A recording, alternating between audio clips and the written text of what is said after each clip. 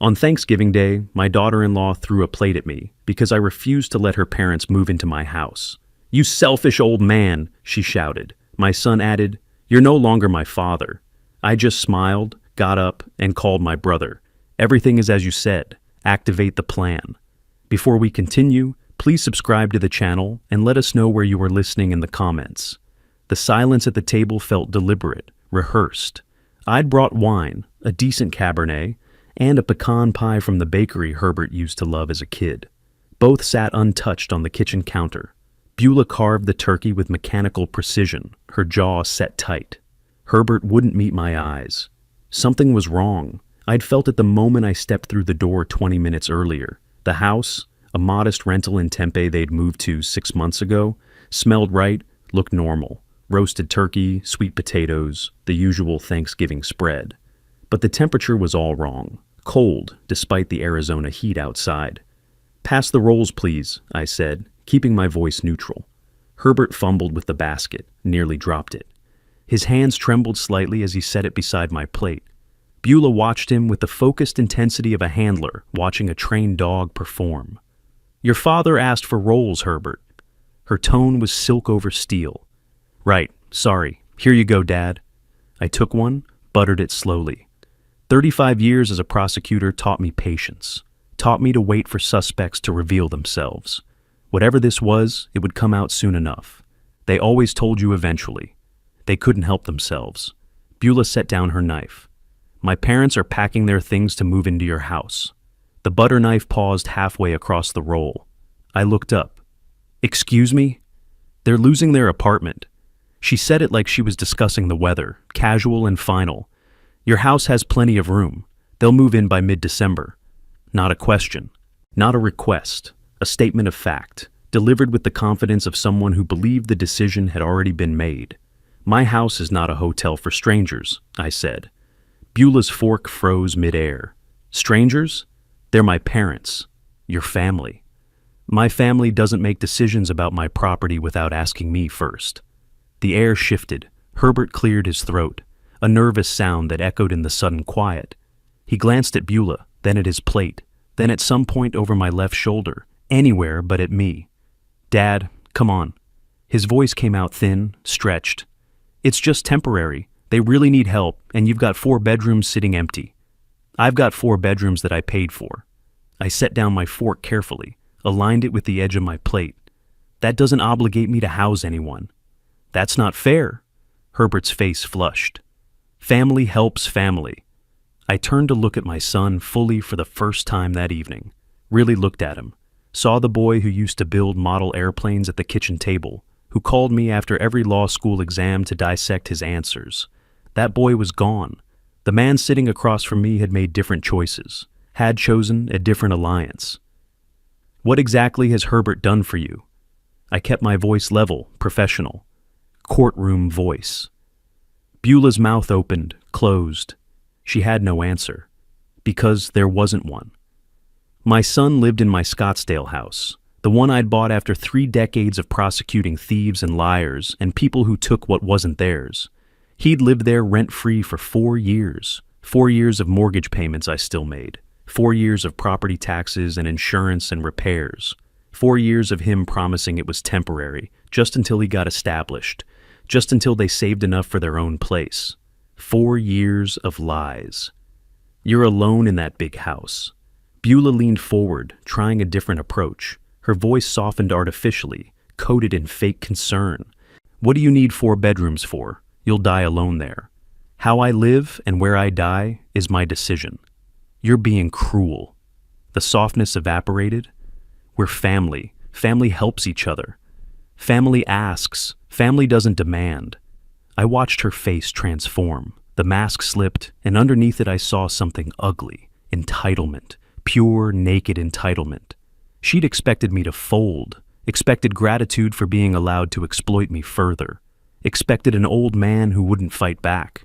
Herbert shifted in his seat, positioning himself closer to his wife. The physical distance between us felt suddenly vast, unbridgeable. He nodded along with her words, silent agreement in every gesture. "You have to admit," he said quietly, "the house is big for one person." I worked 35 years for that house. I met his eyes. I don't have to admit anything. The question crystallized in my mind as I looked at them across the table. The careful way Beulah had phrased her announcement. The lack of surprise on Herbert's face when I refused. The rehearsed quality of their arguments. They never planned to leave my house, did they? This wasn't about helping Beulah's parents. This was about control, about taking what they believed they were owed, about an old man who should know his place and accept whatever scraps of dignity they allowed him.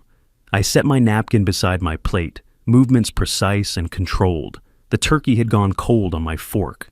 The wine I'd brought sat unopened in the kitchen. None of it mattered now. Beulah's face darkened as she watched me. "You're a selfish old man," she said, each word dropping like a stone. "You have everything and give nothing." I looked at my son, waited for him to speak, waited for him to remember who raised him, who paid for his education, who gave him a place to live when he needed it, waited for some sign of the boy who used to be there. Herbert looked away. The silence stretched between us, thick and poisonous. Outside, somewhere in the Tempe neighborhood, children laughed, a dog barked. Normal, Thanksgiving sounds from normal families. Inside this room, something had broken that couldn't be repaired. They expected me to break, to apologize, to cave under the weight of their judgment and their certainty that they knew better than me how I should live my life.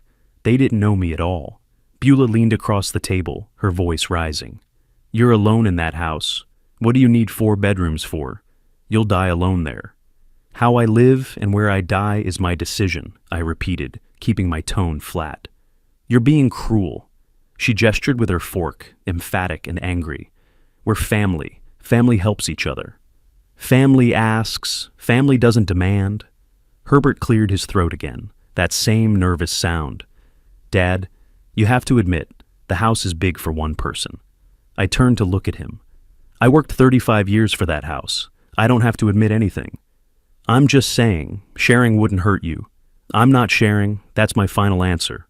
Beulah's face flushed deep red. She stood abruptly, chair scraping against the floor. "You're a selfish old man. You have everything and give nothing." I remained seated, calm.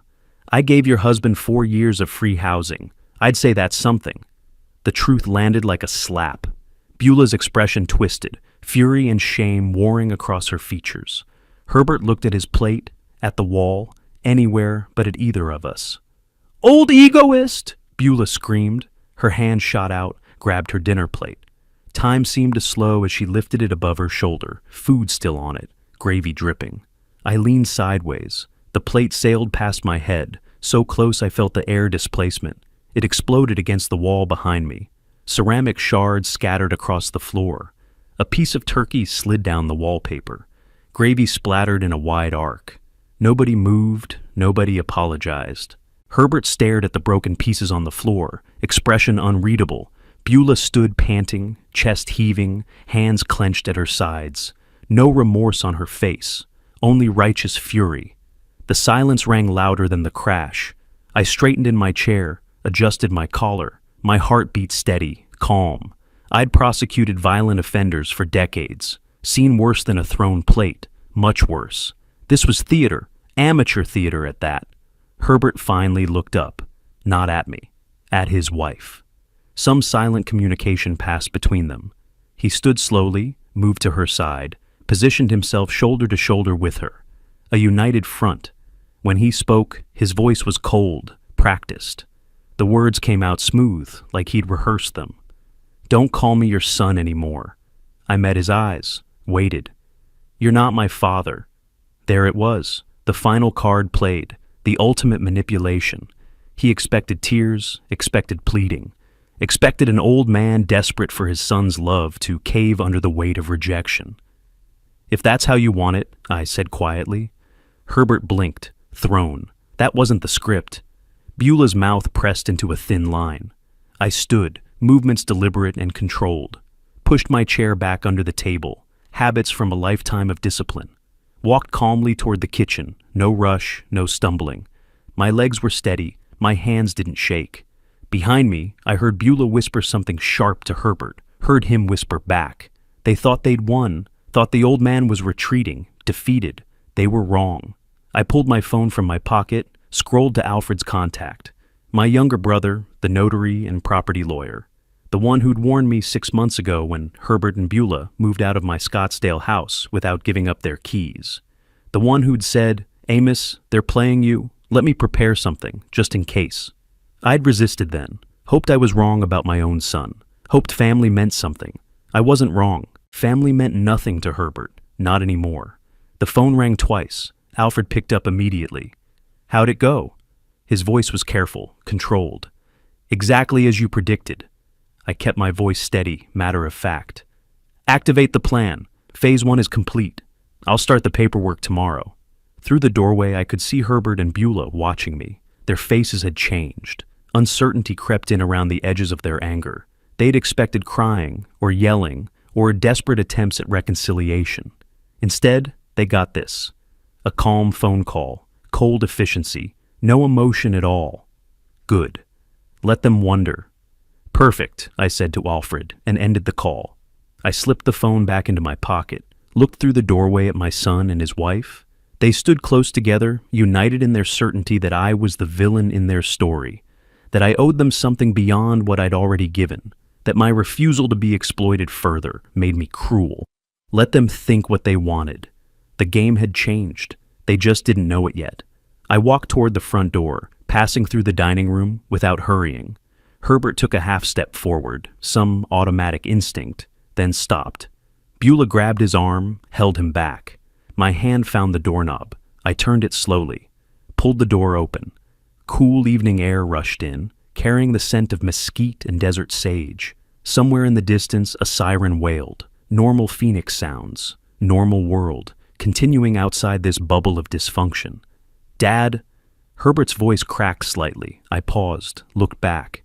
Gave him one more chance to be the man I'd raised, the man who understood right from wrong, the man who wouldn't throw away his father because his wife demanded it. He said nothing else, just stood there, Beulah's hand tight on his arm, mouth opening and closing, like he wanted to speak but couldn't find the words. Too late anyway. I stepped through the door into the November evening. Behind me, I heard Beulah say something low and harsh, heard the door slam shut, heard the deadbolt slide into place with a final metallic click. I walked to my car, a 10-year-old Camry, reliable and paid off, and unlocked it with steady hands. Sat in the driver's seat. Didn't start the engine right away. Just sat there, breathing evenly, processing. The hurt would come later, maybe. Or maybe it wouldn't. Right now, all I felt was clarity, cold, crystalline clarity. I'd spent decades prosecuting people who believed the rules didn't apply to them, who believed they could take and face no consequences. My own son thought he could do the same. He was about to learn otherwise. I started the engine, pulled away from the curb. In my rearview mirror, the rental house disappeared behind a row of palms. I didn't look back again. The victim had died in that house. The person who'd left was someone else entirely. Someone who understood that revenge wasn't about anger. It was about consequences. Justice. Making sure people face the results of their choices. Phase 1 complete. Tomorrow, Alfred would begin Phase 2, and Herbert wouldn't see it coming until it was far too late. I didn't sleep much that night. By the time dawn broke over the desert, I was already dressed and driving east toward Scottsdale. The city was quiet at 7 in the morning, traffic light on Thanksgiving weekend. Alfred's office sat in a small professional complex off Scottsdale Road. I'd been there before. Notarizations, estate planning discussions. This visit felt different. Alfred had coffee ready when I walked in. 2 cups, black. 3 thick folders sat on his desk, labeled and organized. He looked up, gestured to the chair across from him.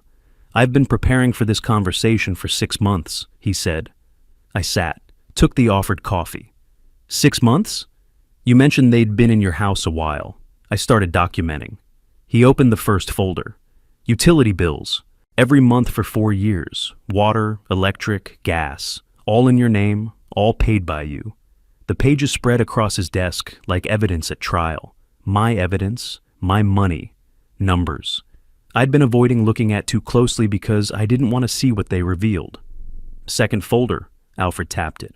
Property tax statements. You've paid $9,200 annually for that house. They've contributed 0. And the third? Rental market analysis. He pulled out printed comparisons. Similar homes in Scottsdale, 4 bedrooms, 3 baths, your square footage. Average rent, $2,800 per month. I did the math automatically. 48 months times 2,800. Plus utilities, roughly $340 monthly. Plus proportional property taxes. The number made my jaw tighten. $48,000, Alfred said quietly. That's what you've subsidized over 4 years.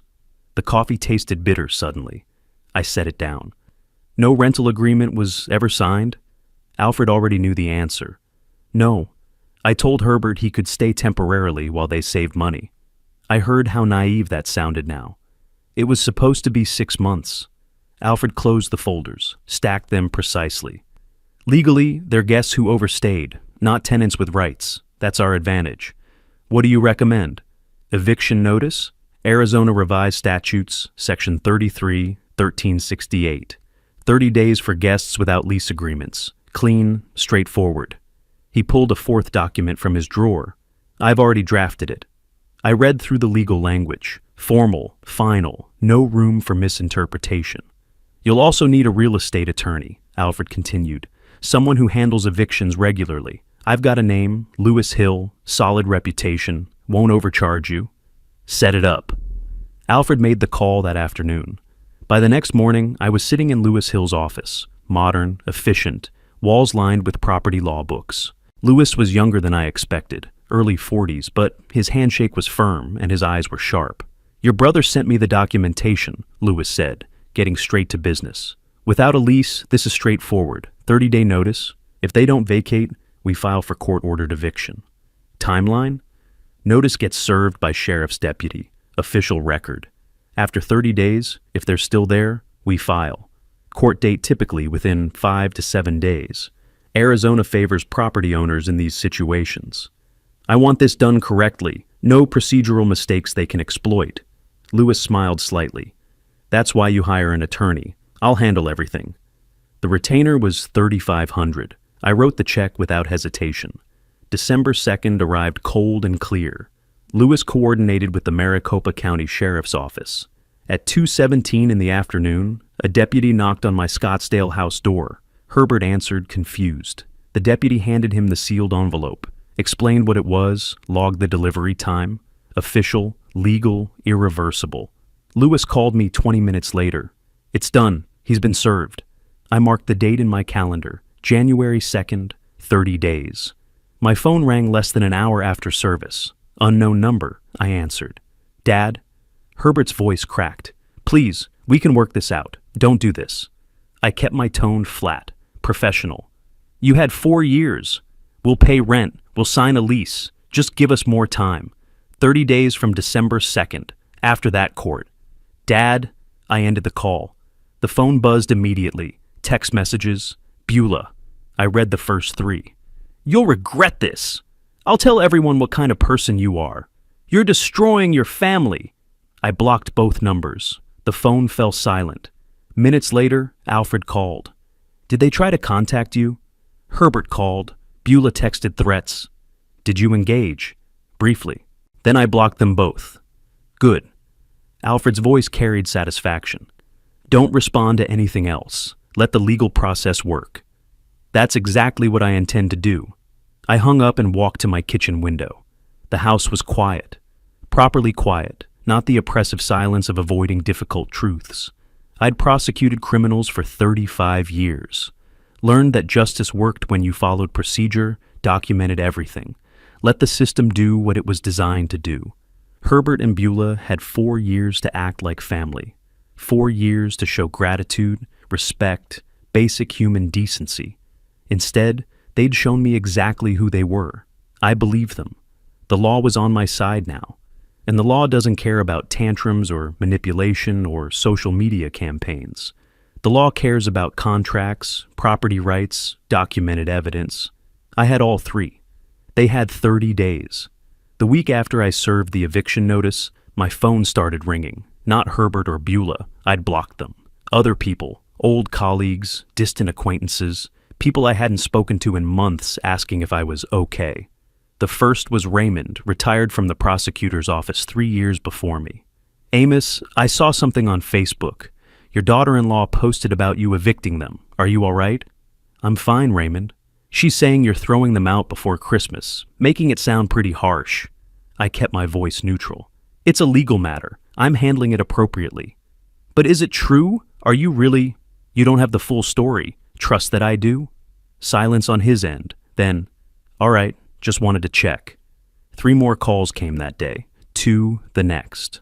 All variations of the same conversation. All asking questions based on Beulah's version of events. I gave the same response each time. Brief, factual, non-defensive.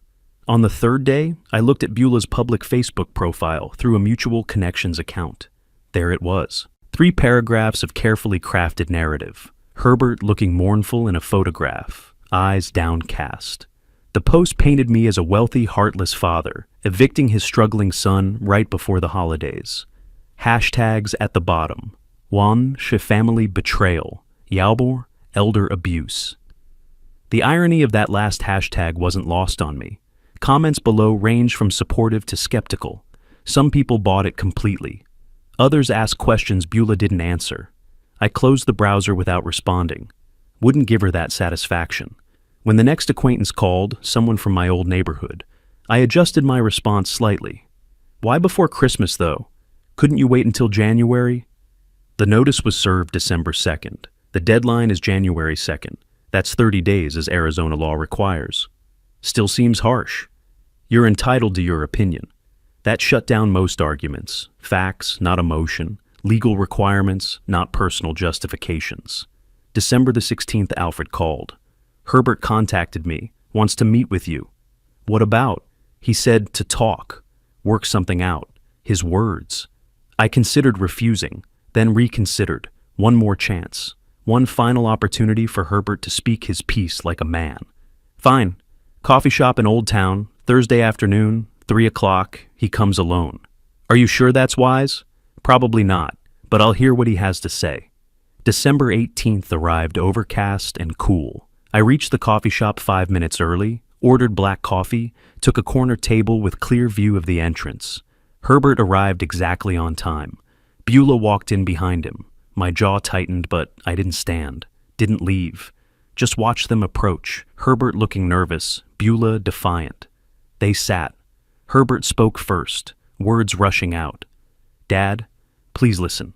6 more months. We'll pay $500 a month. We'll sign an official lease, legal and everything. Beulah added, that's fair, that's reasonable. Any landlord would accept it. I sipped my coffee, let them finish. Then, any landlord wouldn't have given you 4 years rent-free. Herbert's face flushed. We know. We took advantage. We're sorry. But we're asking 30 days. Court, if necessary. Beulah leaned forward. 6 months isn't unreasonable. We're offering to pay $500 a month. I kept my voice level. Market rate for that house is $2,800. Your offer is insulting. It's what we can afford. Then you can't afford to live there. Herbert tried again. We made mistakes at Thanksgiving. We were emotional. Said things we didn't mean. You told me I wasn't your father. You meant it. Silence. Herbert looked at his hands. Beulah's face darkened. This is revenge, she said, voice rising. You're punishing us because we hurt your feelings. No, this is consequence. Learn the difference. She stood abruptly, chair scraping. Other customers turned. You're a bitter old man. You can't accept that Herbert chose me over you. I stood too, calm and controlled. Placed a $10 bill on the table beside my untouched coffee. January 2nd, I said, looking only at Herbert. I walked toward the door. Behind me, Beulah's voice rose higher, accusations blending together. Herbert didn't follow, didn't defend me, didn't do anything except sit there, shoulders slumped, defeated. I pushed through the door into cold December air, walked to my car, sat in the driver's seat for a moment before starting the engine. Through the coffee shop window, I could see Herbert still at the table, head in his hands. Beulah stood over him, arms crossed, face red, mouth moving rapidly, probably blaming me for her outburst, for their situation, for everything except their own choices. I felt nothing, no pity, no anger, just absolute certainty. They would not leave voluntarily. January 2nd would arrive, and they'd still be in my house, still believing somehow this would work out in their favor, still thinking I'd cave under social pressure or family sentiment or Christmas spirit. They didn't understand. This wasn't about holidays or emotions or public opinion. This was about property rights, legal boundaries, and consequences for exploitation. The court would make them leave. Simple as that. I started the engine and drove home through Scottsdale's quiet streets. Christmas lights decorated houses I passed, wreaths, inflatable decorations, trees visible through windows, normal families preparing for normal holidays. I'd have a quiet Christmas alone. I'd had quiet Christmases before. Preferred them, honestly. No drama, no false cheer. No pretending everything was fine when it clearly wasn't. My house, my real house, the one I actually lived in, would be peaceful, clean, mine. And come January, the Scottsdale house would be mine again too. All of it, legally, finally, permanently. Christmas came and went. I spent it alone, which suited me fine. The day after, Alfred called. "You need to see what I found. Can you come to the office?" His tone told me everything. This wasn't good news. December 27th, I sat across from Alfred as he spread new documents across his desk. 3 folders this time, each thicker than the last. Coffee steamed between us, untouched. "I've been digging into Herbert's finances," Alfred said, "preparing for potential court challenges. You need to see this." He opened the first folder, credit reports, 7 different credit cards, all near or at their limits. The numbers climbed steadily. 8,000, 11,000, 13,000. My eyes found the total at the bottom. 47,000 in credit card debt. I kept my voice level. That's just the credit cards. Alfred opened the second folder. Auto loan on that Dodge Charger he drives. 31,000 remaining. 3 missed payments. Repossession notice dated December 15th. I did the math automatically. 78,000 so far. There's more. Alfred slid bank statements across. Regular transfers to offshore gambling sites. 12,000 over 2 years that I can track. Online poker. My hands tightened on the folder edges. Herbert had a gambling problem. How had I missed that? "Because you weren't looking," Alfred said, reading my expression. He hit it well. Probably hit it from Beulah too, initially. 90,000 in debt. The number felt obscene. We're not done. Alfred produced a loan application from the third folder. Beulah took out 18,000 in Herbert's name last year. Personal loan, purpose listed as business investment. I examined the signature. Did he know? Alfred shrugged. That signature looks questionable. Might want a handwriting analyst, but I doubt it matters now. He showed me receipts stapled to the back. Instagram influencer courses, marketing seminars, motivational coaching programs. $18,000 in 4 months. All worthless. 108,000. I set the document down carefully. Combined debt. That's catastrophic for 2 people earning what they earn. Alfred paused, his expression darkening further. But there's one more thing, the worst thing. He pulled a separate folder from his drawer, marked critical in red ink. Inside was a mortgage refinancing application, dated June 2023. My address listed at the top. I scanned down to the applicant information. Herbert Wright, listed as co-owner. My vision narrowed. What is this? He tried to refinance your house. $400,000 cash-out refinance. Claimed he was co-owner. The bank required ownership documents. He couldn't provide them. Application rejected in 2 weeks. I read through the form again, slower this time. Every line felt like betrayal, written in ink. My son had tried to steal my house. Not ask, not discuss, steal. He actually filed this.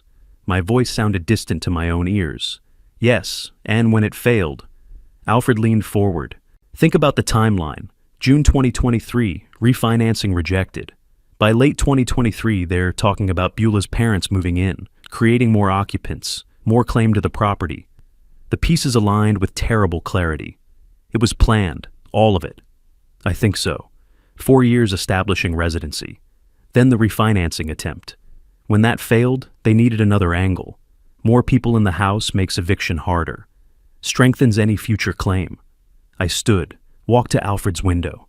Below, Scottsdale Road carried normal traffic, normal people living normal lives, not discovering their children had been planning theft for years. They never intended to leave, I said quietly. No, and if you died first?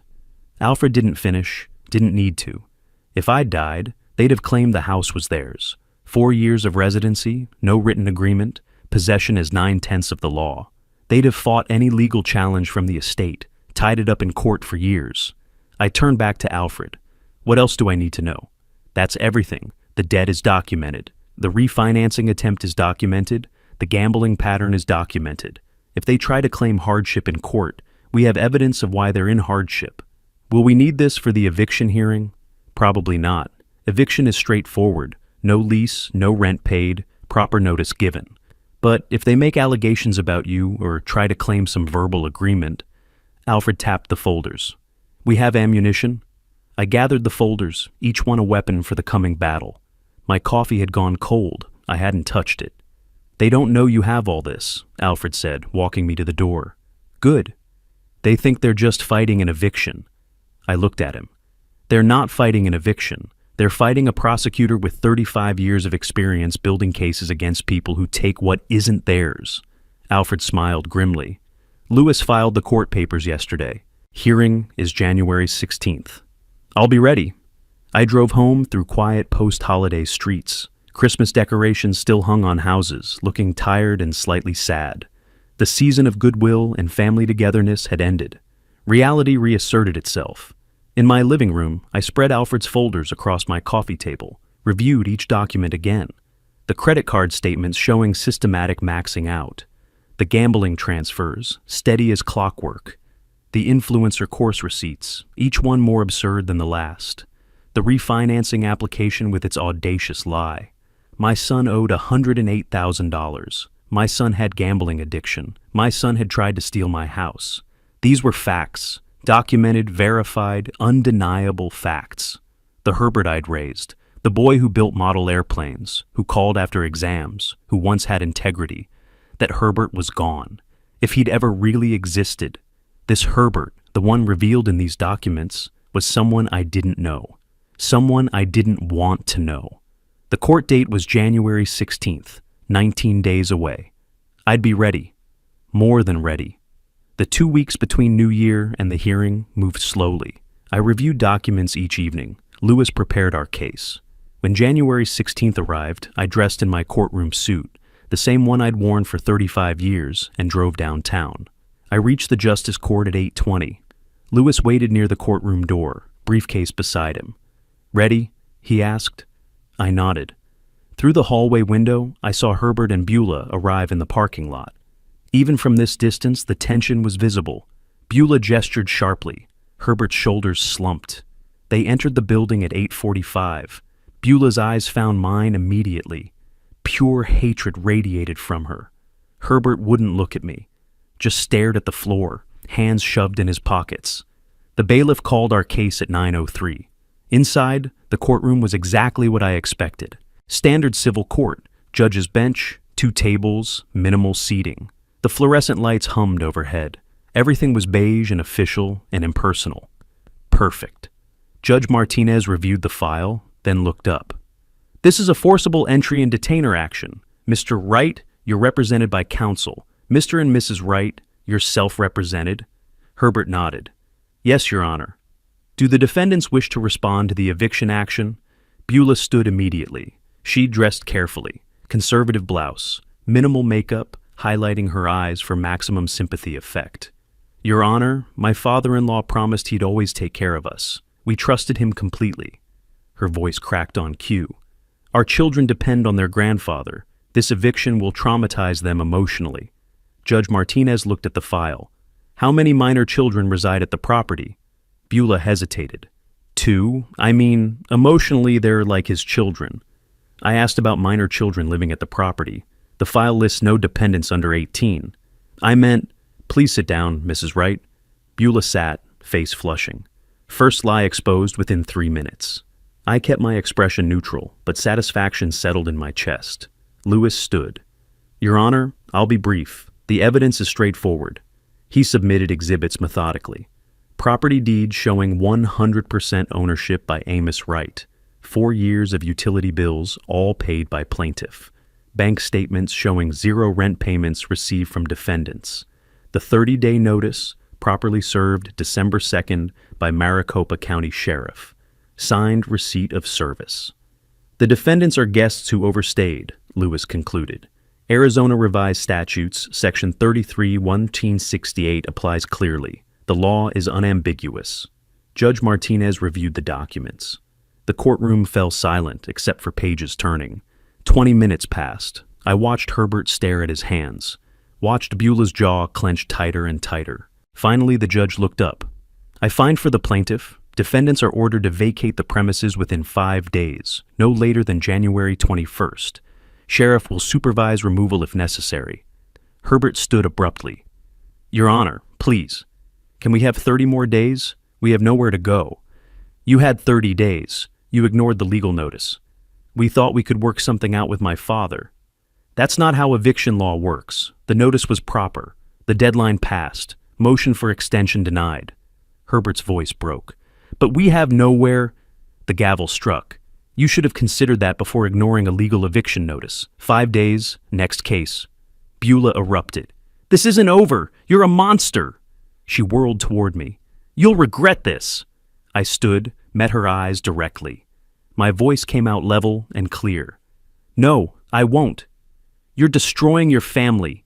I turned to Lewis, ignoring her completely. When do they need to be out? January 21st. Sheriff will supervise if needed. Behind us, Beulah continued shouting. The bailiff moved toward her. Herbert grabbed her arm, pulled her toward the exit. Her voice echoed down the hallway, even after the courtroom door closed. Lewis gathered the exhibits. That went exactly as expected. Yes, it did. 5 days later, January 21st arrived cold and bright. I drove to my Scottsdale house at 9:30. The sheriff's vehicle was already there, 2 deputies standing on the lawn. Mr. Wright, the senior deputy checked his clipboard. We're here to supervise the eviction. You just need to observe, confirm when they're gone. I nodded, staying near my car, keeping distance. At 10 o'clock, Herbert and Beulah emerged with the first load of boxes. A rental truck sat in the driveway, Beulah's sedan beside it. They worked in tense silence, carrying boxes, loading furniture. 2 hours for the first trip. They returned at 1 o'clock for the second load. Less furniture this time, mostly boxes. By 3 o'clock, the truck was packed. Herbert approached me. I straightened, ready for anything. Dad, his voice was barely audible. I'm sorry. For everything. Goodbye, Herbert. Can't we? Goodbye. His face crumbled. I'm still your son. I looked at him, really looked at him, for what I knew was the last time. No, you're not. From the truck, Beulah yelled, Herbert, let's go. He turned away, climbed into the passenger seat. The truck pulled out of the driveway, Beulah's sedan following. They drove away toward Tempe, toward her parents' cramped apartment, toward whatever life they'd built on lies and debt. The senior deputy approached. Property is yours again, sir. We'll note the time as 3:17 p.m. He handed me an envelope. New keys. Locks were changed per your attorney's request. Thank you. The deputies left. Their vehicle disappeared down the street. I stood alone in the driveway, looked at my house, finally mine again. I unlocked the front door with the new key, stepped inside. Empty. They'd left nothing behind except dust and silence. The walls held echoes of their 4 years. Arguments I hadn't witnessed, lies I hadn't heard, plans I'd almost fallen victim to. I walked through each room. Living room, kitchen, bedrooms, bathroom, all empty, all mine. The legal battle was won, the house reclaimed, justice served. But standing in that empty living room, I understood something clearly. I'd traded a son for justice. Some might say that was too high a price. I wasn't one of them. The house felt different now. Empty, yes, but also clean. Mine again. I'd spent the first week after the eviction scrubbing away their presence, repainting the master bedroom, replacing the living room carpet. By early February, I was ready for the next phase. Alfred called on February 3rd. Time to talk about compensation. I drove to his office that afternoon. He had spreadsheets ready, organized in neat columns. 4 years, 48 months, every dollar documented. Market rate for a house like yours, Alfred said, tapping the first column. $2,800 per month, times 48 months. I calculated automatically. $134,000, plus utilities, $340 monthly. That's another $16,000. Property taxes, proportional share for 4 years, $36,800. The total sat at the bottom of the page, $187,520. That's half what my house is worth, I said. Nearly half, Alfred confirmed. Now, the question isn't what they took, it's what we can realistically collect. They're broke. Exactly. Lewis suggests we sue for $50,000. Substantial enough to matter, small enough that they might actually be able to pay over time. Creates a judgment that follows them for decades. I studied the numbers. They'd stolen $187,000. We'd sue for $50,000. The difference felt like mercy they didn't deserve. But Alfred was right. You can't squeeze blood from stone. File it, I said. Lewis filed the civil complaint on February 10th. Unjust enrichment. Arizona law recognized it clearly. They'd receive benefit at my expense without legal justification. The filing fee was $349. Service of process was arranged through a professional server. February 15th, both defendants were officially served. The clock started ticking. The phone calls began 2 days later. Raymond first. Amos, Herbert called me. He's desperate to talk to you. Can't you work something out? I have nothing to say to him. He's your son. He was my son. Now he's a defendant in a civil lawsuit. My attorney handles communication with defendants. That's cold. That's appropriate. Raymond hung up. 2 more calls came that week. An old neighbor, a former colleague, all with the same message. Herbert wanted to talk, wanted to negotiate, wanted mercy. My response never varied. This is a legal matter. My attorney is handling it. The calls stopped after the 3rd attempt. Word spread quickly enough. Amos Wright would not be moved. February 18th, Alfred received a certified letter. He called me immediately. Beulah sent me a letter, 3 pages, threats mostly. What kind of threats? She'll appeal everything, claims you're harassing them, says she's getting a real lawyer. He paused. Should I respond? Professionally, let her know appeals cost money. Alfred's written response was 1 paragraph. I asked him to read it to me. Mrs. Wright, you are welcome to appeal or engage additional counsel. Please note that unsuccessful appeals will result in additional court costs, which may be assessed against you. She didn't write again. February 25th arrived cold and clear. I was reading in my living room at 11:40 when I heard shouting from outside. I went to the window. Herbert stood on the sidewalk, illuminated by streetlight. Dad, I know you're in there. Please, just talk to me. Neighbors' lights turned on. Mrs. Chen across the street peered through her curtains. Herbert's voice carried through the quiet neighborhood, desperate and slurred. I didn't open the door, didn't shout back. I picked up my phone and dialed 911. There's a man outside my house yelling and refusing to leave. Police arrived in 6 minutes. 2 officers. By then, Herbert was crying, begging them. That's my father. I just want to talk to him. 1 officer came to my door. Do you know this man, sir? Herbert Wright, my former son. We're involved in civil litigation. I don't want contact with him. We'll issue a warning. If he returns, call immediately. You may want to consider a restraining order. I'll discuss that with my attorney. Thank you, officer. They escorted Herbert to his car, watched him drive away. The police report would arrive by mail in 3 days. Report number 25043892. Another document for the file. I closed the door, locked it, set the alarm. Through the window, I watched the police cruiser's taillights disappear down my street. Herbert had become someone I didn't recognize. Or perhaps someone he'd always been, finally revealed. The civil hearing was scheduled for March 5th. 3 more weeks. I went back to my book. The legal system had him now. I could let it work. The week after the midnight incident passed quietly. March 5th arrived, the civil hearing. I met Lewis in the Superior Court lobby at 8:30. He carried a briefcase I hadn't seen before, thicker. New evidence, he said, from Discovery. You need to see this. We found a bench in the hallway. Lewis pulled out printouts, email correspondence. The header read, Future Property Sale, Scottsdale. Beulah's emails with a real estate agent, Lewis explained. October 2023. I read the first message, Beulah's words. When my father-in-law passes, the house will need to be sold.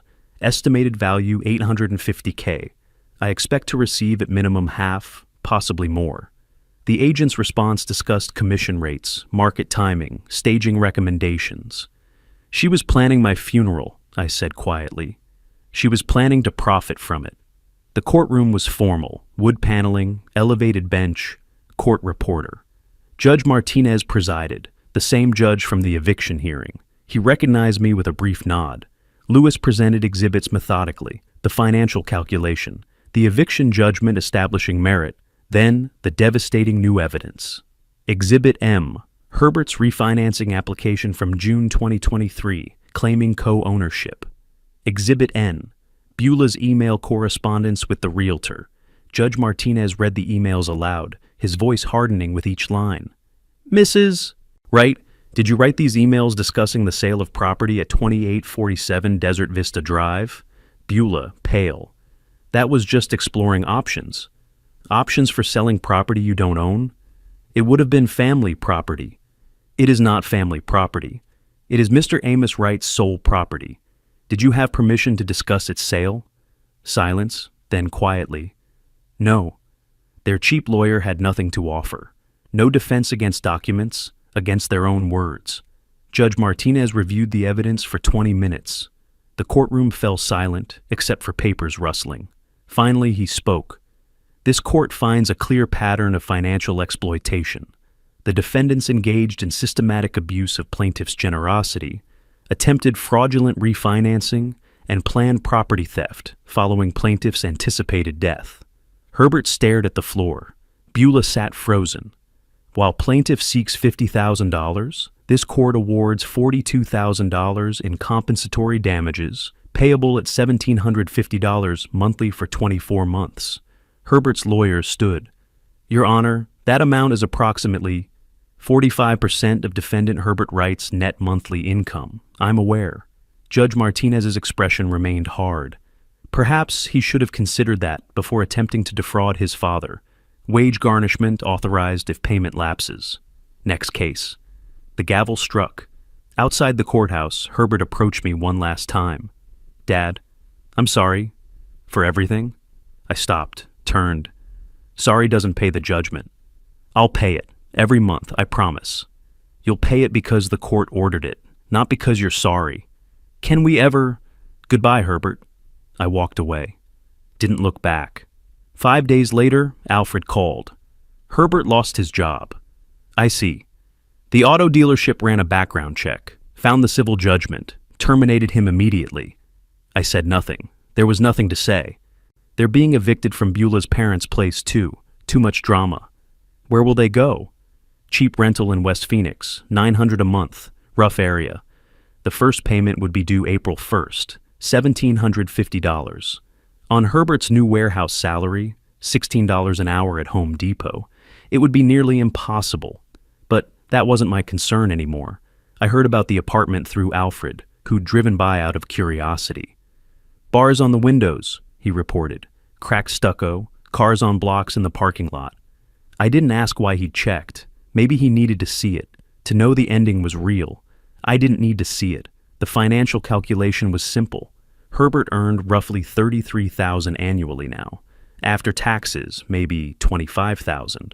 $2,000 monthly. The judgment payment was $1,750.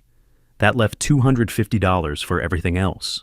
Add their existing debt, $108,000, and bankruptcy became not just likely, but inevitable. Their marriage was fracturing too, according to mutual acquaintances. Beulah blamed Herbert's weakness. Herbert blamed her greed. They were destroying each other, exactly as they had tried to destroy me. The difference was, I'd had the law on my side. They had only each other. And that, it turned out, wasn't enough. March 20th, I sat in my living room, my house, my furniture, my peace, and thought about justice. Not the abstract concept they teach in law school, the concrete reality I'd spent 35 years pursuing. Justice wasn't punishment for punishment's sake. It was consequence. Natural, inevitable consequence for choices made freely. Herbert chose to live in my house for 4 years without paying. Beulah chose to plan my death and the theft of my property. Together, they chose exploitation over honesty, greed over gratitude. The law simply made them face what they'd chosen: the debt, the judgment, the garnishment, the bankruptcy. The degraded circumstances, all of it, every dollar, every consequence, was theirs. They'd earned it. I turned the page of my book. Outside, the March evening settled into darkness. The desert air carried the scent of creosote and cooling asphalt.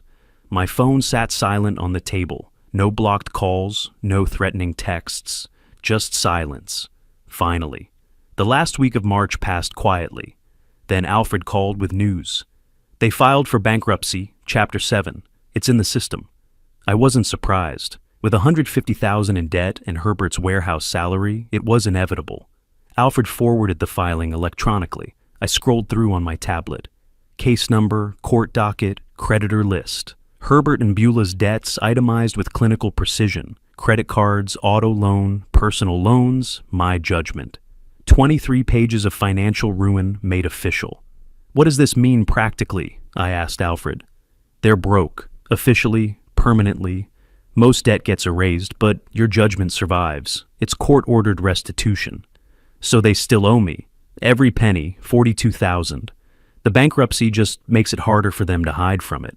I filed the document in my growing folder labeled Right v. Right. Another piece of evidence that Herbert had chosen his path and walked it to its conclusion. April 8th, an acquaintance mentioned seeing Herbert's Charger on a tow truck. Repossessed. 3 months of missed payments catching up. Alfred confirmed it that afternoon. They're using the bus now, he said, in Phoenix, in summer. I imagined Herbert on public transit in 100-degree heat, carrying his Home Depot vest. Felt nothing, just noted the information, another domino fallen. Through April and early May, Alfred kept me informed. Beulah applied to 17 positions in 3 weeks, no offers. Her resume listed social media consultant and content creator. Nobody took Instagram seriously as work experience. Herbert worked warehouse shifts at $16 per hour. Gross annual, $33,000. After taxes, maybe $2,200 monthly. Rent, $900. When the garnishment started, $1,750. The math didn't work. They were drowning. May 5th, Alfred called. She left him, moved back to her parents yesterday. Filed for divorce? This morning. Claims he misrepresented his financial situation before marriage. Even now, Beulah was rewriting history, making herself the victim. Herbert was alone now, working 2 jobs, warehouse days, security nights, sleeping 4 hours, eating cheap food, existing without living. This was consequence. This was what stealing from family cost. Mid-May, my phone rang. Unknown number, I answered cautiously. Dad? Herbert's voice cracked and desperate. Don't hang up, please. I said nothing, just listened. I was wrong about everything. The house, Beulah, the money. I destroyed my life. I destroyed us. His voice broke. I'm sorry. I'm so sorry. Can you forgive me? Long silence. I considered my response carefully. You made your choices, Herbert, every step. You chose Beulah over me. Greed over integrity. Theft over honesty. Now you live with those choices. But I'm your son. No, you're not. I ended the call, set the phone down, stared at it for a long moment, then went back to my book. I sat for a long time after that call. The house was quiet. No triumph, no vindication, just silence. I'd chosen justice over family, principle over blood. Herbert was alive somewhere in this city, working night shifts, sleeping on a mattress in a studio. I could have helped him, could have forgiven, forgotten, moved on. But that would have meant accepting theft, lies, betrayal. Would have meant teaching him that family means no consequences. I stood, walked to the kitchen, poured bourbon. Outside, the desert sun was setting, painting everything gold and amber. Justice, I thought, doesn't feel like victory. It feels like completion, like closing a book you'll never read again. The bourbon burned going down, warm and final. Tomorrow I'd wake up, make coffee, read the paper, live my life. The ending was also the beginning. The days after Herbert's call, I focused on what I could control. The house, my house. I hired contractors, chose paint colors, replaced what they'd damaged or worn. By late May, transformation was underway. The contractors painted every room, desert sand in the living room, sage green in the bedroom, colors warm but neutral, peaceful, like starting over. They replaced carpets, updated fixtures, changed every lock, new deadbolts, window latches, garage code different. A security company installed cameras at entry points, motion sensors, monitoring service. $2,400 for peace of mind. Mid-June, when the work finished, I walked through each room, touched walls, tested locks. The house felt lighter, clean, mine again in every sense. Total investment, $10,400, worth every penny. Early June, I met with my financial advisor. I want to donate $50,000 to charity, I said. Elder abuse prevention. He suggested several organizations. I researched, chose the Arizona Foundation for Elder Justice. They provided legal aid to elderly victims of family exploitation. The donation was anonymous.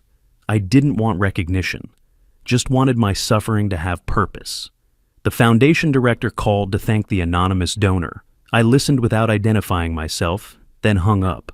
Something shifted inside me. The pain meant something. It would protect others. That was enough. Alfred started coming by Tuesdays and Thursdays. We played chess on my patio, drank coffee, sometimes bourbon, talked about books, politics, old cases from the prosecutor's office. Never Herbert, never the lawsuit. Just brothers, enjoying each other's company. One evening, Alfred moved his bishop and said, "You did the right thing, you know." I did the necessary thing. Same thing. We sat in comfortable silence, watching monsoon clouds build over the mountains. This was family. The family that remained when pretenders were stripped away. July 15th, my bank statement showed a direct deposit, $1,750. Description: wage garnishment, Wright, Herbert M. First payment under court order. I stared at the line item. Herbert's paycheck, 45% smaller now. A life calculated in deductions. I didn't feel satisfaction, didn't feel revenge. Just transferred the money to a separate savings account labeled Legal Reserve Fund. The system worked, that was all. Just gears turning, justice automated. August 31st, my 68th birthday. Small gathering on my patio. Alfred, 3 retired prosecutors, 1 old defense attorney who'd become a friend, steaks grilled, wine poured, stories shared. Raymond, who'd tried to mediate months ago, asked carefully, "How's Herbert doing these days?" Silence fell around the table. I set down my bourbon. "I don't have a son." Not angry, not sad, just factual. Raymond nodded, changed the subject. Later, after guests left, I sat alone. Sunset painted the desert gold and red. 68 years old. 35 years as a prosecutor. 8 years widowed. 0 sons, 1 brother, 1 house, 1 peaceful evening. I thought about the journey, Thanksgiving dinner to August sunset. 9 months of legal warfare. Herbert's life destroyed. My family reduced to its honest core. Some would say I was too harsh. That family should forgive anything. But family isn't just blood. It's trust, respect, integrity. Herbert had none of those. So, he wasn't family. Simple as that. I was 68. I had good years left. I'd spend them with people who valued me, not people who saw me as an asset to exploit. That wasn't cruelty. That was wisdom. The desert night cooled. Stars emerged, brilliant and distant. I raised my glass to no one in particular, to justice maybe, to boundaries, to the hard truth that some relationships cost more than they're worth. Herbert was out there somewhere in this city, sleeping in a motel, waking for night shifts. I could have forgiven him, could have let it all go, but that would have meant teaching him that family means no accountability. Better he'd learn the harder lesson. Actions matter. Choices define us. And sometimes, love means letting someone fall. I finished my bourbon as the last light faded from the western sky. Justice isn't always sweet, but it's always necessary. I stood, walked inside, locked the door behind me. My house, my life, my peace. Tomorrow would come, and I would be ready for it. If you like this story, please like this video, subscribe to the channel, and share your impressions of this story in the comments. To listen to the next story, Click on the box on the left. Thank you for watching.